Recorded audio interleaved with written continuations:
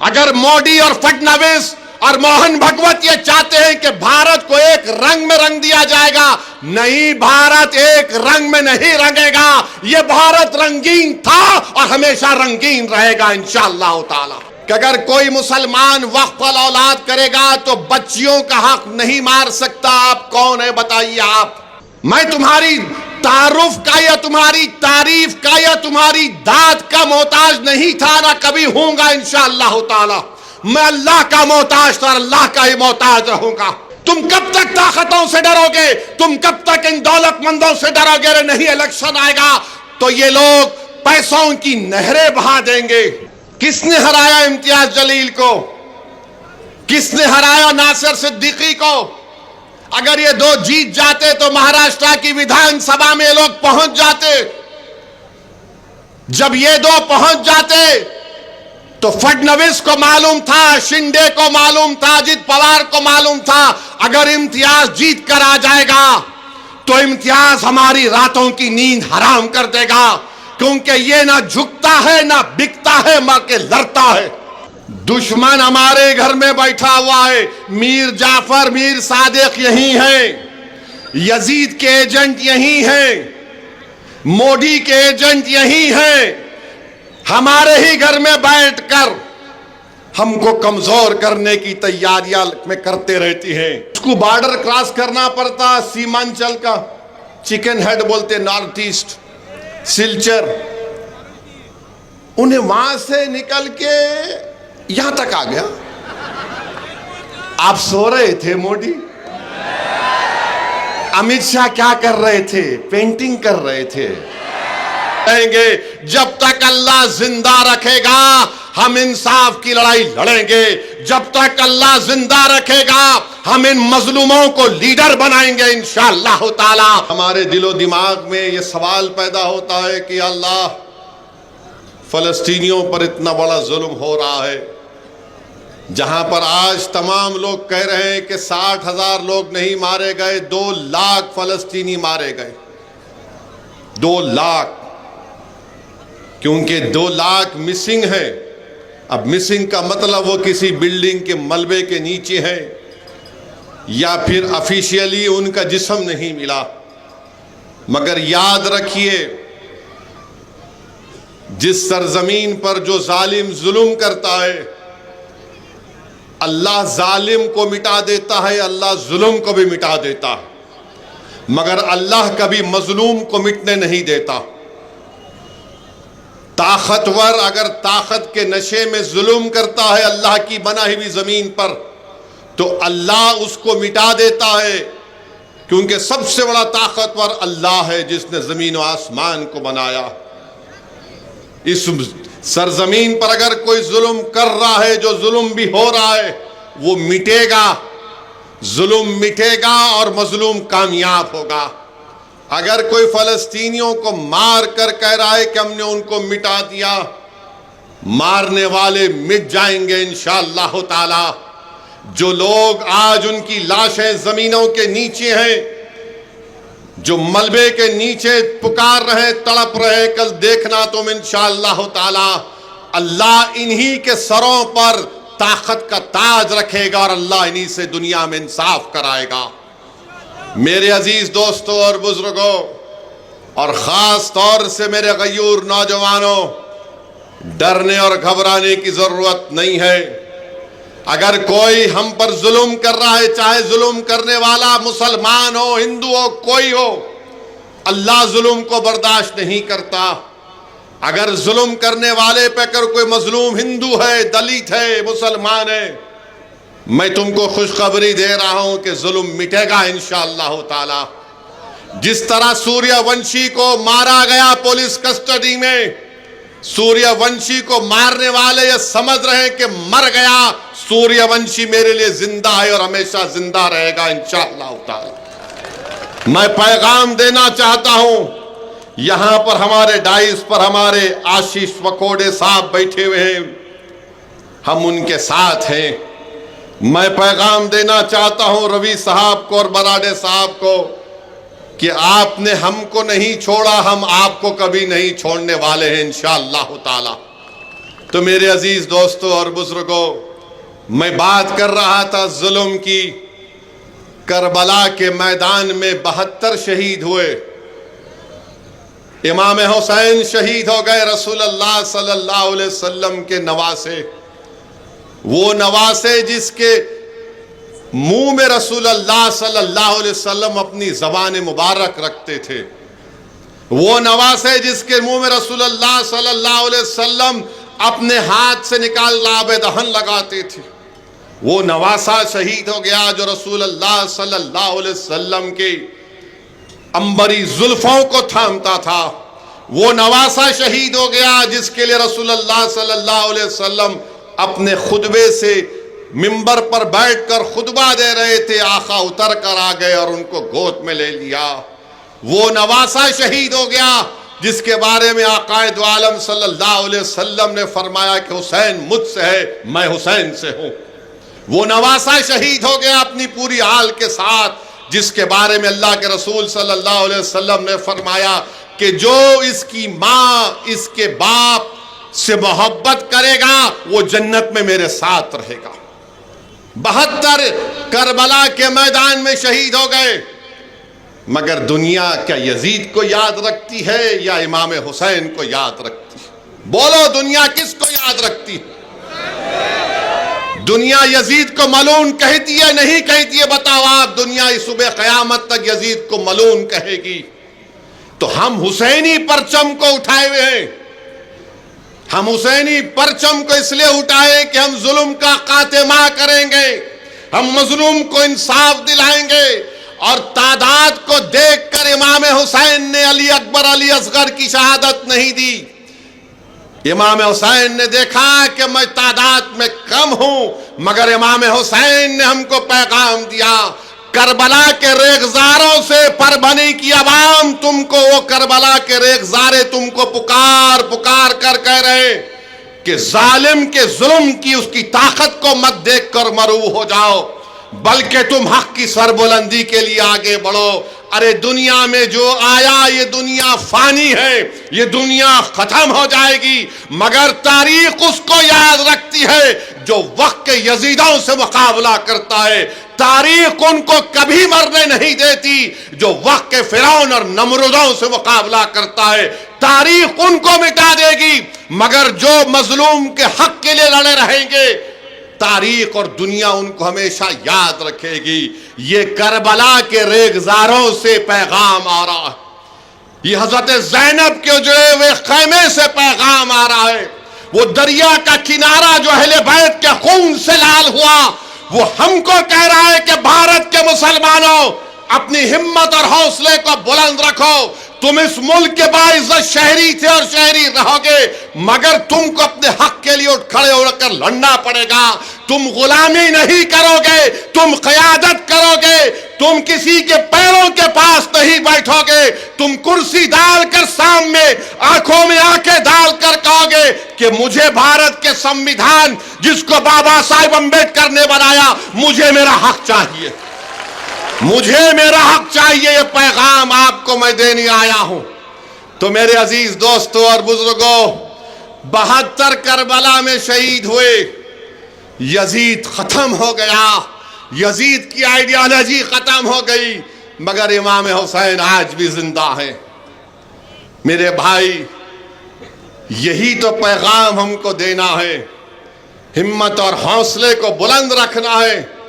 यकीनन हमारे दिमाग में एक बात पैदा होती है, क्या बोल रहा है ये शख्स, हम इतनी तकलीफ उठा रहे हैं, कोई हमसे बर्थ सर्टिफिकेट कैंसिल कर दो बोल रहा है, कोई कह रहा है कि इबादत गाह को खत्म करके रख दिया जाएगा। याद रखो, मेरी इस बात को ज़हन नशीन कर लो, मैंने उलमा इकराम के पैरों के पास बैठकर उनकी ज़बानों से सुना कि दुनिया दारुल जज़ा नहीं है, ये दुनिया तुमको यहां पर इनाम मिलने वाली जगह नहीं है, दुनिया अमल की जगह है। अमल करो, नेक अमल करो, बहादुरी के मज़ाहिरे अपने छोड़ो, और जज़ा अल्लाह उस दिन देगा जब खबरों से हमको उठाया जाएगा और जालिम होगा जो जिस तुम पर जुल्म किया, हम पे जुल्म किया, हम खड़े होंगे। अगर कोई मजलूम को मारा गया, पीटा गया, बल्कि मैं तो कह रहा हूं परभनी की आवाम से हशर का मैदान होगा। जो ख्वाजा यूनुस नहीं मिला वो हशर के मैदान में अल्लाह की बारगाह में खड़े होकर कहेगा, परवरदिगार मैं ख्वाजा यूनुस हूं जो परभनी में पैदा हुआ, मेरी लाश को गायब कर दिया, आज तू मेरा इंसाफ कर। जिन्होंने ख्वाजा यूनुस को मारा, तुम तैयार हो जाओ, जब रब्बे करीम के सामने तुम्हारा इंसाफ होगा, तुम्हारा हर चीज का हिसाब होगा। तो मेरे अजीज दोस्तों और बुजुर्गों, ये दुनिया दारुल अमल है, अमल करो, डरने और घबराने की जरूरत नहीं है। अल्लाह हमारे साथ है, अल्लाह हमारे साथ है। जुल्म करने वाले जुल्म करके चले जाएंगे। अरे हलाकू और चंगेज बरकरार जिंदा नहीं है। ये कौन है ये लोग? आज इख्तिदार इनके पास है तो समझ रहे हम सब चीज कर जाएंगे। तुम जुल्म करोगे, तुम मिटोगे, तो इंसाफ करोगे तो इख्तिदार पर रहोगे। यजीद भी यही समझता था, यजीद खत्म हो गया। बहुत सी तारीख में कई चीजें हैं। तो मेरे अजीज दोस्तों और बुजुर्गों, मजलिस आपकी आवाज है, मैं तुम्हारी आवाज नहीं हूं, मजलिस तुम्हारी आवाज है। मुझसे दुश्मनी या इम्तियाज जलील से दुश्मनी या मजलिस के जिम्मेदारों से दुश्मनी इसलिए की जाती है कि ये इनकलाब बर्पा कर रहे अवाम के दरमियान में, नौजवानों के दरमियान में। ये एक उम्मीद की किरण दिखा रहे हमारी माँ और बहनों को। इसीलिए हम पर इल्जामात, झूठे इल्जामात क्या क्या बोले जाते हैं मुझे नहीं मालूम। रोज कोई ना कोई बोलते मुझे, साहब इन्हें ऐसा बोला, उन्हें फुला बोला। भाई साहब मुझे कोई फर्क नहीं पड़ता, तुम अपना कलम लेकर कागज को काला कर लो, तुम अपनी जबान से हमको गाली दे दो, तुम क्या क्या बोल सकते बोल लो, मगर एक बात याद रखो, ना तुम्हारा कलम की लिखी हुई झूठ, ना तुम्हारी जबान से निकली हुई गाली हमारे हौसलों और अज़म को पस्त नहीं कर सकेगी। हम काम करते आए, काम करते रहेंगे। जब तक अल्लाह जिंदा रखेगा हम इंसाफ की लड़ाई लड़ेंगे। जब तक अल्लाह जिंदा रखेगा हम इन मजलूमों को लीडर बनाएंगे इंशाअल्लाह ताला। जब तक अल्लाह हमको जिंदा रखेगा हम भारत को मजबूत करेंगे, संविधान के जरिए, ताकत के जरिए, वोट के जरिए। और याद रखो, अगर आप अपने वोट का सही इस्तेमाल नहीं कर पाएंगे तो फिर नुकसान हमारा होगा। बताओ क्या हाल है ये।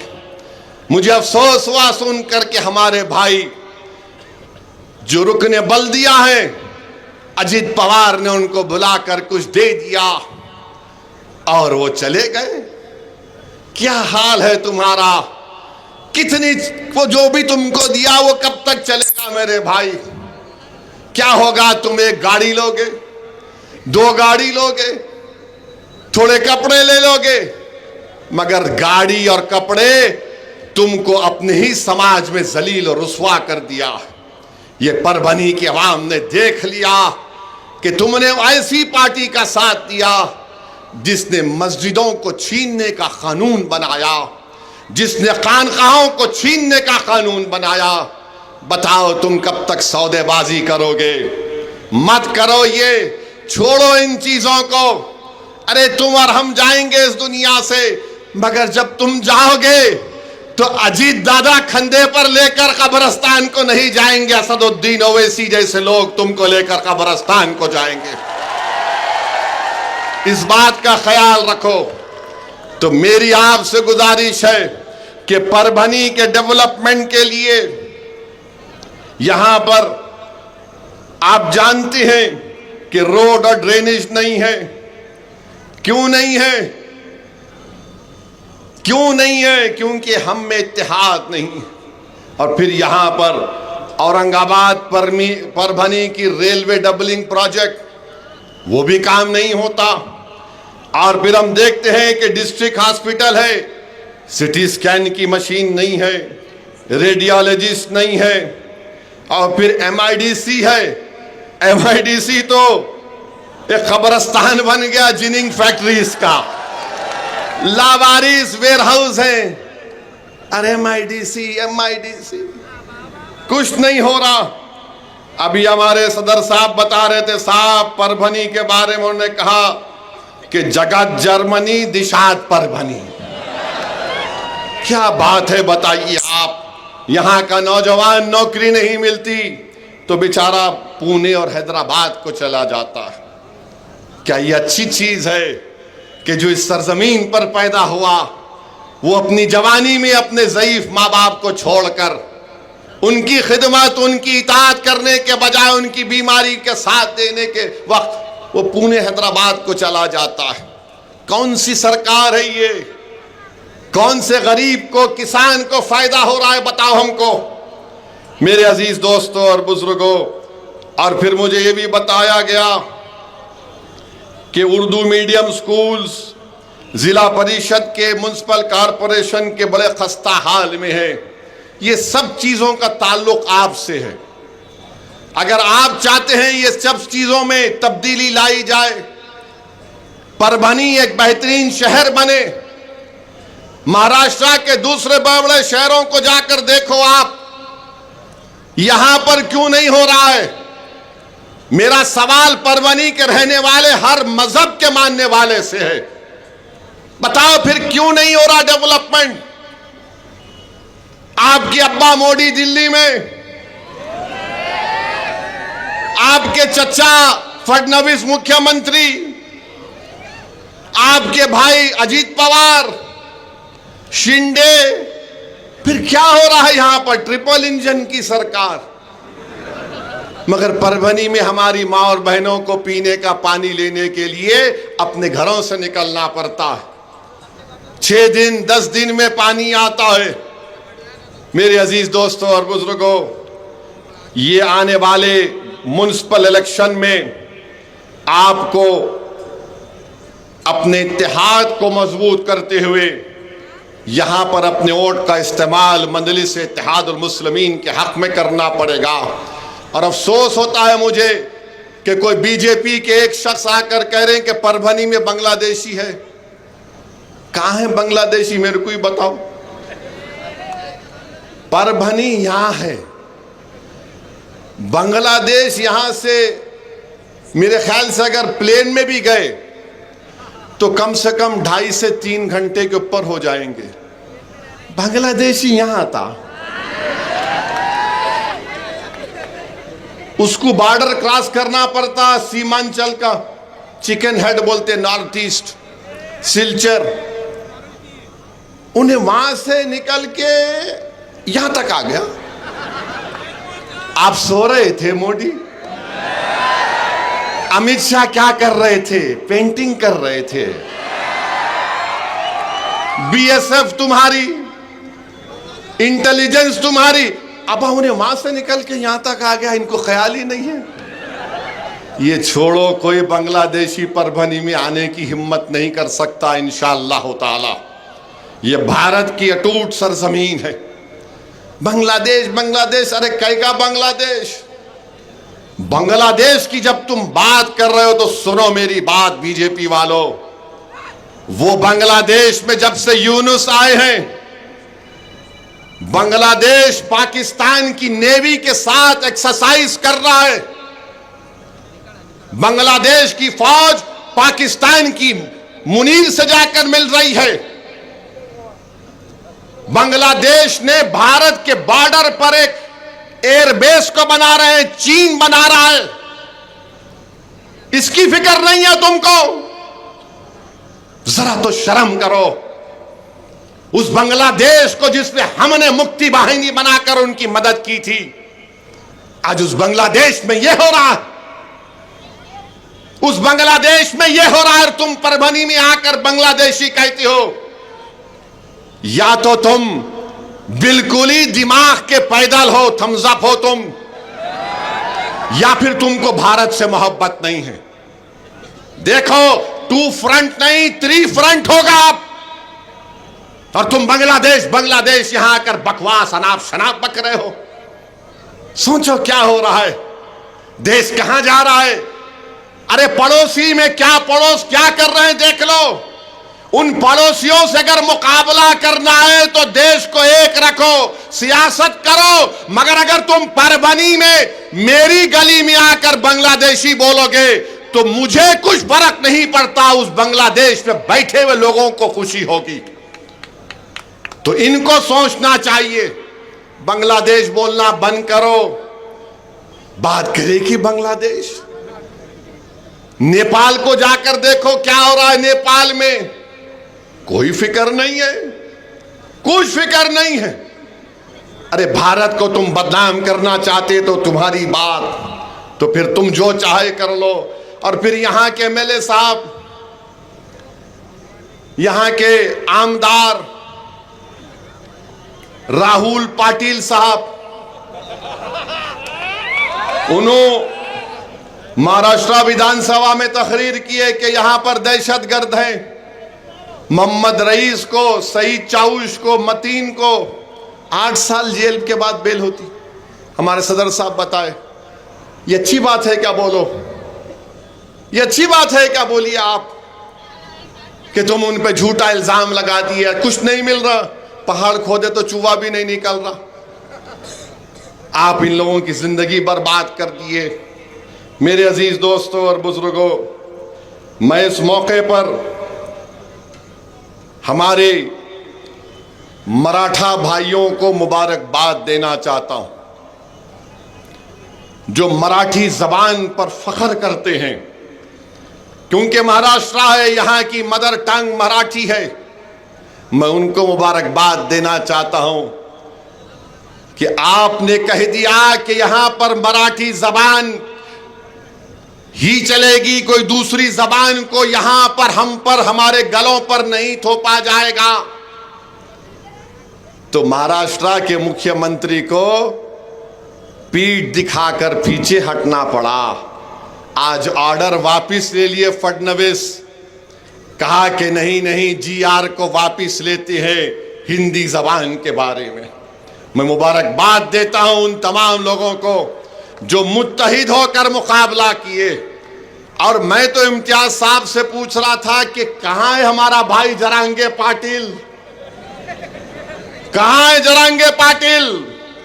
जरांगे पाटिल खड़े होंगे, लड़ेंगे तो छोटा भाई इम्तियाज जलील भी उनके बाजू खड़े रहेगा। हम चाहते हैं कि इंसाफ हो, हम चाहते हैं कि दलित भाइयों से इंसाफ हो। तो मेरे अजीज दोस्तों और बुजुर्गों, ये जबान की बात आरएसएस करती है कि मुल्क में एक ही जबान होगी, एक ही कल्चर होगा, एक ही आइडियोलॉजी रहेगी। नहीं नहीं नहीं, भारत में कभी भी एक जबान, एक आइडियोलॉजी नहीं रह सकती। ये वो देश है जहां पर हजारों तहजीबें हैं, ये वो देश है जहां पर हजारों जबानें बोली जाती हैं। इसीलिए भारत की ताकत ये है, भारत की ताकत इसकी डाइवर्सिटी है। अगर कोई भारत को चाहता है कि एक ही जबान होगी, एक ही आइडियोलॉजी होगी, वो भारत नहीं रहेगा, वो डिक्टेटरशिप हो जाएगी। और हम कभी भी उसको होने नहीं देंगे इंशाअल्लाह ताला। अगर मोदी और फडणवीस और मोहन भगवत ये चाहते हैं कि भारत को एक रंग में रंग दिया जाएगा, नहीं, भारत एक रंग में नहीं रंगेगा। ये भारत रंगीन था और हमेशा रंगीन रहेगा इंशाअल्लाह ताला। मेरे अजीज दोस्तों और बुजुर्गों, हम देख रहे हैं कि ये जो हमारे भाई अजीत पवार के पास भाग गए, अजीत पवार की दी हुई गुलाब जामुन को खाकर। अरे कभी तो सोचते उस वक्फ कानून के बारे में कि कैसा कानून बनाया गया, किस तरीके से हमसे मस्जिदों को, दरगाहों को, खानकाहों को छीना जाएगा, किस तरीके से कहा जा रहा है कि अगर कोई मुसलमान वक्फ वाला औलाद करेगा तो बच्चियों का हक नहीं मार सकता। आप कौन है बताइए आप? मेरे अजीज दोस्तों और बुजुर्गों, मेरी आपसे दमन गुजारिश है कि इन चीजों को समझिए, एक इनकलाब बर्पा करिए और कई लोग जो दूसरी पार्टियों में हैं मेरे से आके बोलते, असद साहब आपका जहां पर भाषण हुआ था ना, हम भी बैठ के सुन रहे थे, हमने भी बहुत पसंद किया आपके भाषण को। आप जब टीवी पे आते तो हमारे घर में हम लोग सब बैठ जाते। मैं क्या कोई खव्वाल हूं तुम बैठ के सुन रहे? अरे मेरे दोस्त, अगर मेरी अल्फाज में सच्चाई है तो उस अमल क्यों नहीं करते? अगर मैं हक को बयान कर रहा हूं तो मेरे पैगाम को कबूल क्यों नहीं करते? क्या तुम मेरे मरने के बाद, जो मैं मरूंगा एक दिन, तुम उसके बाद बोलोगे अरे हां ये आदमी सच कहता था, अब क्या करेंगे? मैं तुम्हारी तारुफ का या तुम्हारी तारीफ का या तुम्हारी दाद का मोहताज नहीं था, ना कभी होऊंगा इंशाअल्लाह ताला। मैं अल्लाह का मोहताज था, अल्लाह का ही मोहताज रहूंगा। मगर ये तो बताओ ये कौन सी बात है? तो मालूम हुआ कि करबला के मैदान में भी इमाम हुसैन के साथ यजीद की फौज आकर नमाज ज़ोहर भी पढ़ती थी, नमाजें पढ़ती थी। और जब इमाम ने पूछा कि बताओ तुम मेरे साथ नमाज भी पढ़ते हो और फिर तुम मेरे ऊपर तलवार भी उठाते हो, तुमने मेरे औलाद अली अकबर अली असगर को शहीद कर दिया, 6 महीने के मेरे बेटे को तीर मार दी, मेरा बेटा अली अकबर जो रसूलुल्लाह सल्लल्लाहु अलैहि वसल्लम की तरह दिखता था, तुमने उसको शहीद कर दिया, ये क्या है? तो जालिमों ने कहा, ए इमाम, हमारा दिल तुम्हारे साथ है मगर तलवार जालिम के साथ है। तुमको अपना दिल भी हक के साथ रखना पड़ेगा, तुम्हारा अमल भी हक के साथ होना चाहिए। तुम कब तक ताकतों से डरोगे? तुम कब तक इन दौलतमंदों से डरोगे? अरे नहीं, इलेक्शन आएगा तो ये लोग पैसों की नहरें बहा देंगे। अरे इमाम हुसैन ने क्या किया? प्यासे थे, पानी बनकर दिया गया था। अगर इमाम हुसैन अल्लाह से कहते कि अल्लाह बारिश को नाजिल कर, तो क्या अल्लाह रब्बे करीम अपने हबीब के नवासे की दुआ को रद्द करता है? बारिश को नाजिल कर देता। मगर सुबह क़यामत तक करबला से पैगाम दिया जा रहा है, जालिम से डरो मत, उसके इख्तिदार से मत डरो, उसकी ताकत से मत डरो, उसकी दौलत से मत डरो, अपने हौसलों को बुलंद रखो। मेरे अजीज दोस्तों और बुजुर्गों, मेरे गयूर नौजवानों, ये मुस्तकबिल तुम्हारा है, मेरा नहीं है। मुस्तकबिल आपका है। इस देश को मजबूत करना इन नौजवानों की जिम्मेदारी है। और देश कब मजबूत होगा? जब दलित, मुसलमान, आदिवासी और गरीबों का उनको उनका हक मिलेगा। तो आइए यहां पर मजलिस को मजबूत करिए। लोग बहुत कहते हैं मेरे बारे में, इम्तियाज जलील के बारे में तो माशाअल्लाह रोज एक जोकर आकर कुछ ना कुछ कहते रहता है। मगर आपको मालूम, इम्तियाज जलील को हराने वाले, नासिर सिद्दीकी को हराने वाले कौन थे? किसने हराया इम्तियाज जलील को? किसने हराया नासिर सिद्दीकी को? अगर ये दो जीत जाते तो महाराष्ट्र की विधानसभा में लोग पहुंच जाते।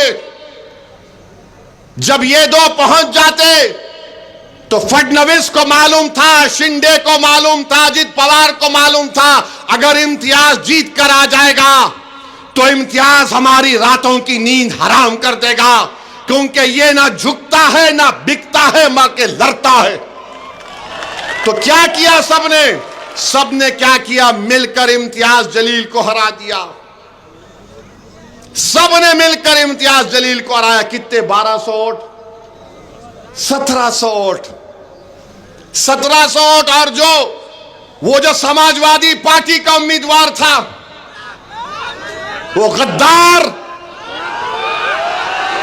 कितने वोट लिया? वो 20,000, 5,000 वोट लिया।